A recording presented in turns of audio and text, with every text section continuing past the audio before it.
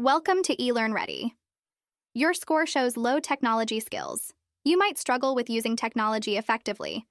Building your skills is essential for improving your efficiency and confidence in using digital tools for online learning. Here are some tips to help you build your skills from the ground up. Tip 1. Start with basics. Focus on mastering basic computer and word processing skills before moving on to more advanced tools. Tip 2. Follow step-by-step guides. Use step-by-step guides and tutorials to learn how to use new software and tools. Tip 3. Create a tech support network. Identify friends, classmates, or support services that can help you with technical issues. Tip 4. Practice simple tasks. Practice simple tasks like attaching files to emails or installing software to build your confidence. Tip 5. Use help features. Utilize help features and FAQs in software applications to troubleshoot problems. You can do this. Stay positive and keep moving forward. Visit eLearnReady for more tips.